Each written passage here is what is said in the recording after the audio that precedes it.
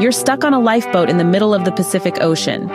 You have no land in sight, no phone, no Wi-Fi. And oh yes, there's a 450-pound Bengal tiger sitting a few meters away from you, licking its lips and staring at you like you're the lunch special of the day. What do? Do you scream? Do you jump into shark-infested waters? Or do you try to tame the tiger like you're auditioning for a very, very dangerous circus act? Well, Pai Patel did all of that and lived to tell the tale. At least, we think he did.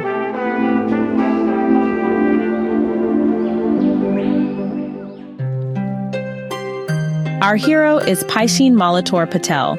Yes, Paishin, like a swimming pool. His parents named him after a French swimming pool they thought was particularly beautiful. Unfortunately, in school, Paishin quickly became pissing, and the teasing was relentless. But Pai was a clever kid. He decided to rename himself simply Pai, like the mathematical constant. And just like that, the bullying stopped, and the legend began. Pai grew up in Pondicherry, India, the son of a zoo owner. While most kids were playing with action figures, Pai was hanging out with zebras, orangutans, and tigers. He learned early on that while animals are fascinating, they are also very, very good at killing you if you cross them. His father even gave him a terrifying lesson on why you should never think a tiger is your friend. Pai was also a spiritual buffet table. He was a practicing Hindu, Christian, and Muslim all at once. Not because he was confused, but because he thought all religions told beautiful stories worth believing. You could say Pai collected gods like other people collect stamps. Life was peaceful until his family decided to sell the zoo and move to Canada for a fresh start. They packed up some of their animals, zebra, orangutan, hyena, and yes, that Bengal tiger named Richard Parker, onto a Japanese cargo ship and set sail across the Pacific, and then, disaster. One night, a violent storm hit. Imagine Titanic, but with more animals and fewer violins. The ship went down and Pai barely escaped, finding himself in a lifeboat. And here's the roll call of his new roommates: a zebra with a broken leg, an orangutan named Orange Juice, a hyena with bad manners and worse intentions, and Richard Parker, the tiger. If you're thinking this sounds like the start of a Disney movie, well, hold that thought. Because within days, the lifeboat turned into a nature documentary narrated by David Attenborough during his darker moods.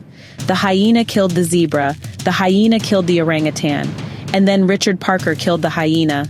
Suddenly, Pai's only companion was a full-grown tiger. You'd think that would mean certain death, but Pai decided, no, I will tame this beast.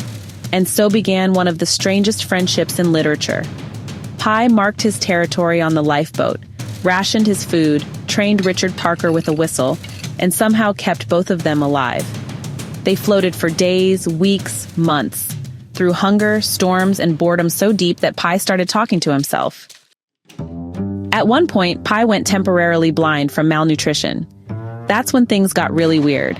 While floating in blindness, he met another castaway, a Frenchman, also lost at sea. They chatted like long-lost brothers, until the Frenchman tried to kill and eat him. But before Pai became dinner, Richard Parker stepped in and made sure the Frenchman became his dinner. Survival at sea is not for the faint-hearted. And just when you think it couldn't get stranger, Pai and Richard Parker came across a small floating island covered in algae, trees, and, get this, meerkats. Lots and lots of meerkats. It was a paradise by day, but Pai soon realized the island was carnivorous. At night, the algae turned acidic, and the island literally digested anything that stayed too long.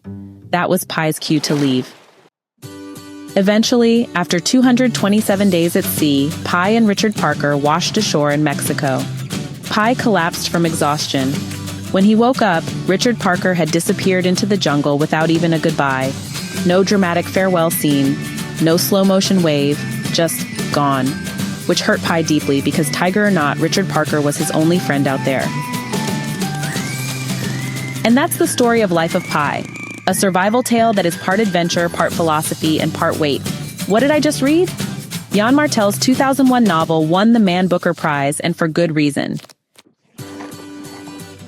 What's amazing is how Martel balances danger, beauty, and humor. He takes what could have been a depressing man versus nature survival story and fills it with color, warmth, and mystery. The way Pai's faith, ingenuity, and stubborn willpower carry him through is inspiring. whether or not you believe every detail. And about those details, Martel messes with your head. At the end of the book, Pi gives two versions of the story, one with the animals and one with just humans. Darker, more brutal, and entirely believable. Which is true? That's for you to decide. Personally, I like the tiger version better. If you're going to survive a shipwreck, you might as well do it with style. Some of the themes that stand out: faith and belief. Pi survives because he believes in God, in his ability to endure, in the power of storytelling itself. Man and nature. Richard Parker is not just a tiger. He's a symbol of raw survival, instinct, danger, and respect between species. Storytelling and truth. The novel plays with the idea that reality is subjective. Sometimes the better story is the one that keeps you alive. Coming of age. The shipwreck could be seen as a metaphor for adolescence, chaotic, terrifying, and ultimately transformative. Yann Martel was born in 1963 in Salamanca, Spain, to Canadian parents. Before Life of Pi, he published a short story collection and a novel, but it was Life of Pi that made him internationally famous. He has a reputation for blending philosophy, spirituality, and adventure into thought-provoking fiction. So, whether you believe Pi's tale as gospel truth or just a fantastical fable, one thing's certain. Once you meet Richard Parker, you'll never forget him. And if you ever find yourself on a lifeboat with a tiger, well, maybe start practicing with a whistle. Hey, thanks so much for hanging out with me today. If you're interested in diving deeper into this book, I've left some links down in the description. You can use it to grab yourself a copy and keep the adventure going. And if you're in the mood for more great reads, don't go just yet. Click on one of the videos popping up right now that I think you'll love. And don't forget to give this review a like, leave a comment, or even subscribe if you'd like to see more. Every bit of support helps us grow this little community of book lovers. See you in the next one.